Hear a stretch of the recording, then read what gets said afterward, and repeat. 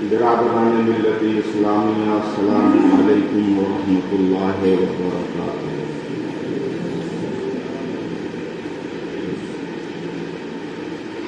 اعوذ باللہ من الشیطان الرجیم، بسم اللہ الرحمن الرحیم، وبہ نستعین۔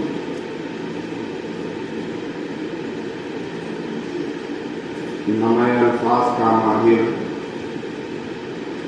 نہ میں اظہار کا ماہر، نہ مجھ میں فلسفہ کوئی، نہ مجھ میں آئینہ کوئی۔ بہت پیاری سی حسرت ہے مگر پاکیزہ چاہت ہے، تمہارے روبرو ہو کر، میری جاں باوضو ہو کر، گواہ کر کے میناروں کو، نبی کے چار یاروں کو، سلامی ان نظاروں کو، ہرے گنبد کے پیاروں کو، فقط اتنا سب کہنا ہے، ہمیں تم سے محبت ہے۔ اللہم صلی وسلم علی سید الانبیاء والمرسلین کما تحب و ترضی ان تصلی علیہ۔ حضرات گرامی،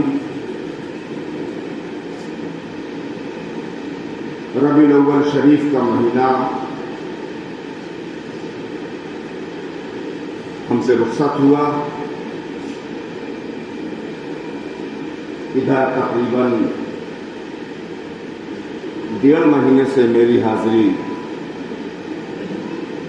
نہیں ہوئی تھی، مگر میں حالات سے باخبر ہوں۔ پروگرام جتنے بھی شہر میں ہوئے ہیں ماشاء اللہ خوب سے خوب تر ہوئے ہیں۔ بس تھوڑی سی گزارش یہ ہے کہ پروگرام کو تھوڑا اور معیاری بنائیں اور اس کی ترتیب کو تھوڑی سی گیپنگ کے ساتھ۔ میں چاہتا یہ ہوں کہ پروگرام جو ہو بہت حسین ہو اور بہت جامع ہو۔ اور اب یہ ربیع الثانی کا مہینہ اپنی تمام تر جلوہ سامانیوں کے ساتھ تشریف لایا ہے، جس کی نسبت اولیاء اور صلحاء سے بالخصوص غوث اعظم سے۔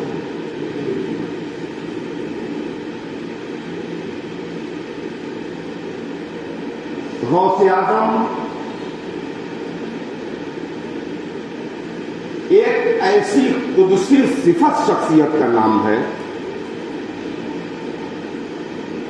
جن کے ماننے والے ہزاروں لاکھوں میں نہیں بلکہ کروڑوں کی تعداد میں پوری دنیا میں پائے جاتے ہیں۔ اور میں آپ کو ایک بات بتاؤں، اس دنیا میں جتنی فاتحہ ہوتی ہے ان تمام نفلی فاتحوں میں سب سے زیادہ فیمس اور سب سے زیادہ بافیضان فاتحہ غوث اعظم۔ علماء کرام یہاں پر تشریف فرما ہے، جیسا کہ مجھے محترم المقام الحاج حکیم محمد اجمل نظامی صاحب نے بتایا کہ شہزادے نعیم ملت بھی تشریف فرما ہے، حضرت بھی ہمارے تشریف فرما ہے۔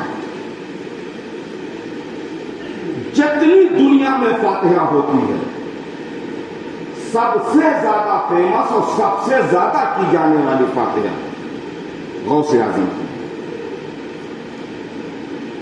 حضرات گرامی،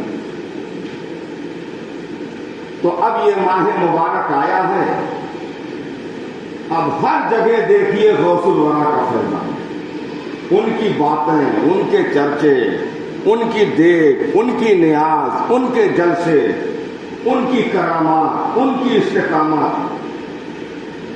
حضرات گرامی، میں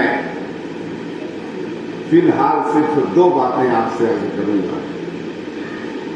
پہلی بات تو یہ ہے کہ ایک سوال کیا جاتا ہے کہ کیا ولایت قرآن سے ثابت ہے اور ولیوں کا ماننا بہت ضروری ہے؟ ایسا لوگ پوچھتے ہیں۔ ایک بات آج میں یہ عرض کروں گا اور ایک بات آج میں یہ عرض کروں گا کہ اولیاء اسلامک پوائنٹ آف ویو سے کتنے نمبر پر آتے ہیں۔ صرف 2 باتیں انشاءاللہ غوث اعظم کے بیان کی کسی جمعہ میں ان دماغوں کو بتانا چاہتا ہوں، میں ان ذہنوں کو سمجھانا چاہتا ہوں کہ ہاں ولایت قرآن سے ثابت ہے اور ولیوں کا ماننا بہت ضروری ہے۔ آیتیں تو بھری پڑی ہیں، کچھ آپ کو سنائی دیتا ہوں۔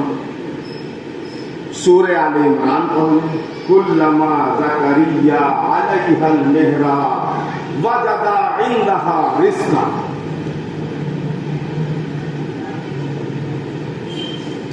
سورہ مائدہ پڑھیں، یا ایھا الذین آمنوا اتقوا اللہ وابتغوا الیہ الوسیلہ وجاہدوا فی سبیلہ لعلکم تفلحون۔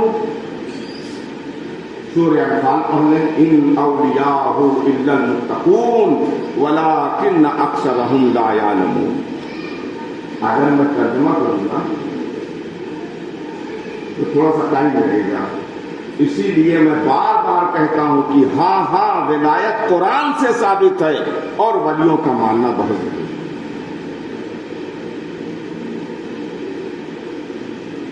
اور میں کچھ آپ کو آیتیں سنا دیتا ہوں۔ سورہ توبہ پڑھ لیجیے، یا ایھا الذین آمنوا اتقوا اللہ وکونوا مع الصادقین۔ سورہ یونس پڑھ لیجیے، الا ان اولیاء اللہ لا خوف علیہم ولا هم يحزنون ومن يهد اللہ فهو المهتد ومن يضلل فلن تجد له ولیا مرشدا۔ اسی لیے میں بار بار کہتا ہوں کہ ولایت قرآن سے ثابت ہے اور ولیوں کا ماننا بہت ضروری ہے۔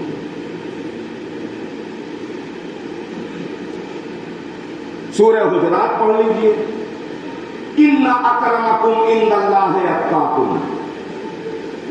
سورہ بینہ پڑھ لیجیے، رضی اللہ عنہم ورضوا عنہ ذلک لمن خشی ربہ۔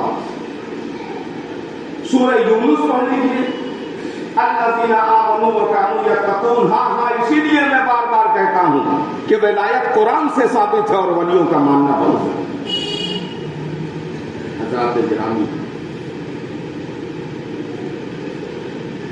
میں جانتا ہوں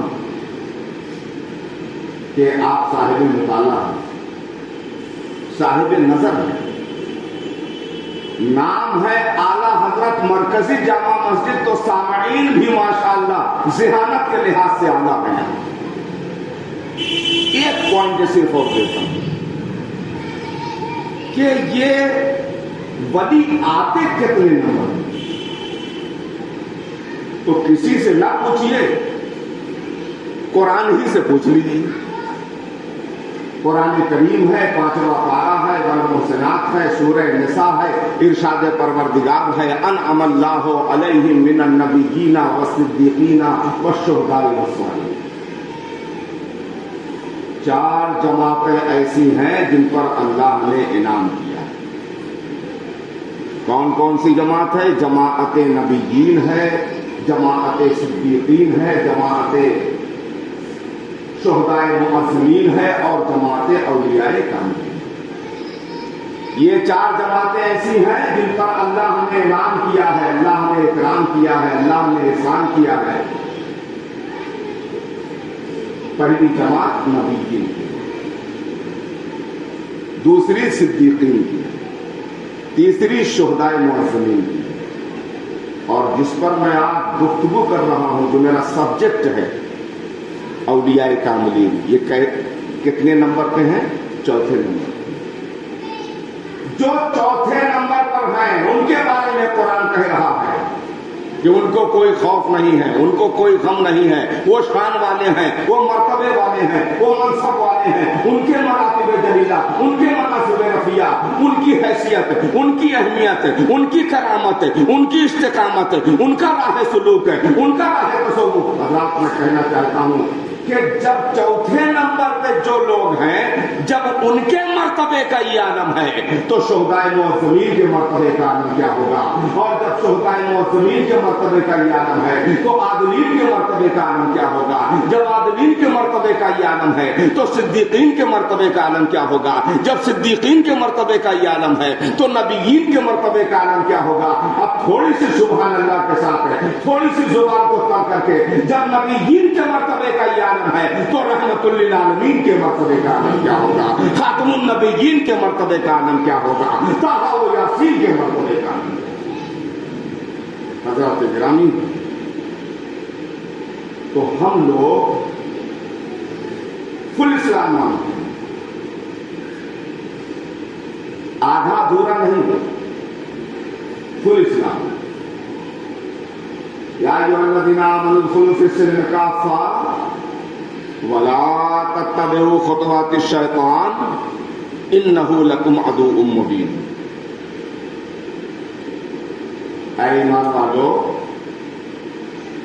اسلام میں پورے داخل ہو جاؤ, شیطان کی پیروی نہ کرو, یہ تمہارا کھلا ہوا دشمن ہے. تو ہم آدھا ادھورا اسلام نہیں مانتے.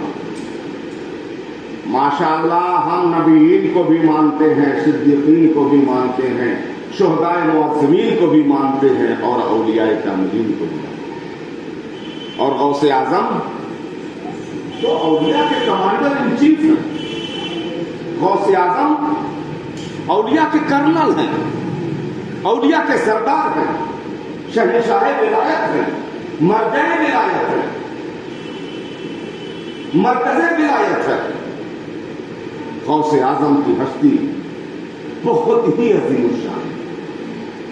میں آپ سے گزارش کروں گا کہ ضرورت اس بات کی ہے کہ ہم غوث اعظم کی تعلیمات کو پڑھیں اور اپنی زندگی میں داخل کریں.